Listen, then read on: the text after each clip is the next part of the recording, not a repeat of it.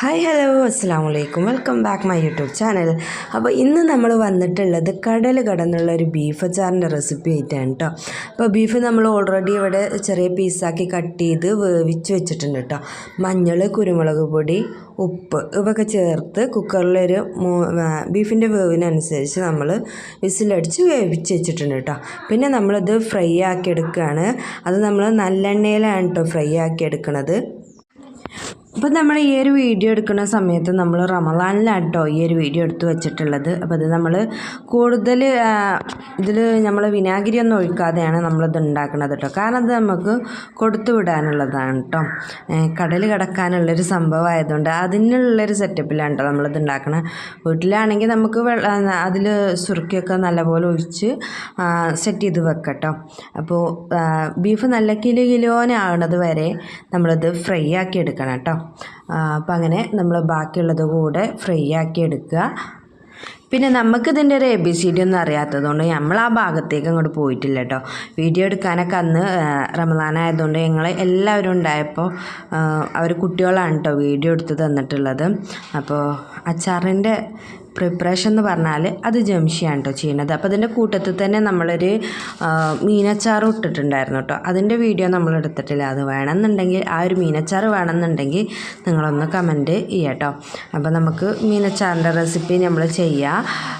അപ്പോൾ ഇതാ നമ്മൾ ബീഫൊക്കെ ഫ്രൈ ആക്കി വെച്ചു. നമ്മളിതിലേക്ക് ആ എണ്ണയിലോട്ട് തന്നെ കേട്ടോ, നല്ല എണ്ണയിലേക്ക് തന്നെ ഉലുവ, കടുകിട്ട് അതൊന്ന് പൊട്ടി വരുന്ന സമയത്ത് നമുക്ക് ആവശ്യമായിട്ടുള്ള വെളുത്തുള്ളി ഒന്ന് ജസ്റ്റ് ഒന്ന് ചതച്ച് എടുത്തുക കേട്ടോ. കട്ട് ചെയ്ത പോലെ തന്നെ നമ്മളൊന്ന് ചതച്ചെടുത്തേക്കുക.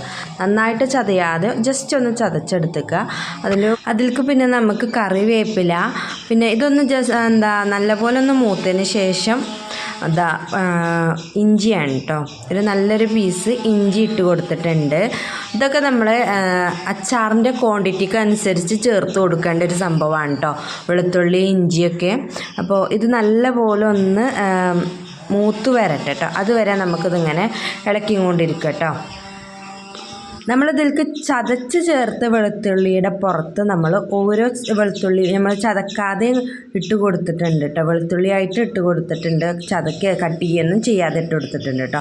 പിന്നെ നമുക്ക് എരിവിന് ആവശ്യമായിട്ടുള്ള മുളകൊന്ന് കട്ട് ചെയ്തിട്ട് കൊടുക്കുക.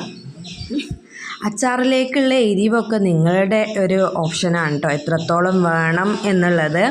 അപ്പോൾ അങ്ങനെ അത് നല്ലപോലെ മൂത്ത് വന്നതിന് ശേഷം ഇതാ നമ്മളിതിലേക്ക് അച്ചാർ പൊടിയാണ് കേട്ടോ ചേർത്ത് കൊടുക്കുന്നത്. നമ്മൾക്ക് അച്ചാർ പൊടി ചേർത്ത് കൊടുത്തു, മഞ്ഞൾപ്പൊടി ചേർത്ത് കൊടുത്തു, മുളക് പൊടി, ഇതൊക്കെ നിങ്ങളെ ഒരു പാകത്തിനാണ് കേട്ടോ ചേർക്കേണ്ടത്. നമ്മൾ എത്രത്തോളം ബീഫ് എടുക്കുന്നോ അത്രത്തോളം ചേർത്ത് കൊടുക്കുക കേട്ടോ. നമ്മളൊരു ആവശ്യത്തിനുള്ള സ്പൈസസ് ചേർത്ത് കൊടുക്കുക. പിന്നെ നമ്മളിതിലേക്ക് കുരുമുളക് പൊടി ചേർത്ത് കൊടുക്കുന്നുണ്ട്. പിന്നെ മുളക് പൊടി നമ്മൾ എടുത്തിട്ടുള്ളത് കാശ്മീരി ചില്ലി പൗഡറാണ് കേട്ടോ. അപ്പോൾ അത് നല്ലൊരു കളറ് കിട്ടുമല്ലോ. അപ്പോൾ അങ്ങനെ അച്ചാർ പൊടി കുറവായതുകൊണ്ട് പിന്നെ നമ്മൾ വീണ്ടും ചേർത്ത് കൊടുക്കുകയാണ് കേട്ടോ ചെയ്തത്. അപ്പോൾ അങ്ങനെ ഇതാ ഫുള്ള് മിക്സ് ആക്കി എടുക്കുക കേട്ടോ. നമ്മൾ ഈ ഒരു ടൈമിലൊക്കെ ഫ്ലെയിം ലോയിലിട്ട് വെക്കണം കേട്ടോ. അത് പ്രത്യേകിച്ച് പറയണ്ടല്ലോ, അല്ലെങ്കിൽ നമ്മളെ മസാല പൊടികളൊക്കെ ഉണ്ടല്ലോ അത് കരിഞ്ഞു പോകാനുള്ള സാധ്യത ഉണ്ട് കേട്ടോ. അപ്പോൾ ഇനി അതൊക്കെ ഒന്ന് സെറ്റായതിന് ശേഷം അതിൻ്റെ പച്ചമണമൊക്കെ ഒന്ന് മാറിയതിന് ശേഷം നമ്മളിതിലേക്ക് കായപ്പൊടി ചേർത്ത് കൊടുക്കുന്നുണ്ട് കേട്ടോ. ഏകദേശം നമുക്ക് കായപ്പൊടി ഒരു അര ടീസ്പൂണ്. നമുക്കിതിന്നിങ്ങനെ ഇതാക്കുമ്പോൾ എത്രത്തോളം ഉണ്ട് എന്നുള്ളത് അറിയില്ല കേട്ടോ.